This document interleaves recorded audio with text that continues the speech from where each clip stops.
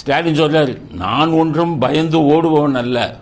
உங்களை பயந்து ஓடுறவன் யார் சொன்னாங்க? சாராயம் குடிச்சு செத்து போயிட்டான், ஏன் நடவடிக்கை எடுக்கலை? ஏற்கனவே பொதுமக்கள் போய் காவல்துறையிட்ட புகார் கொடுத்துருக்காங்க.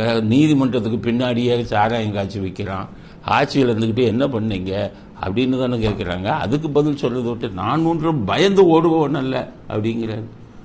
பயந்து ஓடுபவன் அல்லன்னா நான் கதை சொல்லவா? நீங்கள் பயந்து ஓடின கதைன்னா 2001 உங்கள் அப்பாவை ஜெயலலிதா கைது பண்ணும்போது நம்மளையும் கைது பண்ணுவாருக்காங்கன்னு பயந்து பெங்களூருக்கு ஓடினீங்களா இல்லையா? கதை சொல்லுங்க. இல்லையா? இல்லைன்னு உண்டா இல்லையான்னு?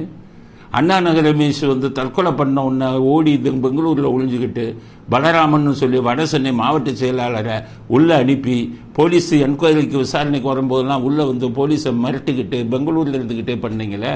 அன்னைக்கு ஏன் அண்ணா நகர் ரமேஷ் தற்கொலை பண்ணும்போது பெங்களூருக்கு நீங்கள் ஏன் பயந்து ஓடினீங்க? 2001 உள்ளாட்சி தேர்தல் நடக்கும்போது திருவான்மியூரில் கராத்தே தியாகராஜன் சொல்லி அதிமுக சார்பில் ஒவ்வொரு பூத்துலையும் வந்துக்கிட்டு ரவுடிகள் எல்லாம் அவர் அடிக்க அவர் வரும்போது கராத்தே தியாகராஜன் வந்திருக்காரு என் கூட வாங்கன்னு பயந்துக்கிட்டு சரத்குமாரை கூட்டிட்டு சரத்குமார் பின்னாடி ஓடி ஒளிஞ்சிங்களா இல்லையா? நீங்கள் கராத்தே தியாகராஜனை பார்த்த உடனே பின்னாடி ஓடி ஒளிஞ்சிங்களா? வீடியோ இருக்கேன்ட்ட காமிக்கவா? அன்னைக்கு நீங்கள் ஓடி ஒளியலையா? இல்லை ஜெயலலிதா அவர்கள் முதலமைச்சராக இருக்கும்போது சட்டசபைக்கு எம்எல்ஏவை ஜெயிச்சு சட்டசபையில் போய் உட்காந்து முன் வரிசையில் உட்காம பின்னாடி போய் உட்காந்தீங்களே. அன்னைக்கு ஜெயலலிதா மேடம் என்ன கேட்டாங்க? ஏன் தளபதிங்கிறீங்க, தளபதினா முன்னாடி வந்திருக்கணும், ஏன் அப்படி ஓடி ஒளிகிறீங்கன்னு உங்களை பார்த்து கேட்டாங்களா இல்லையா?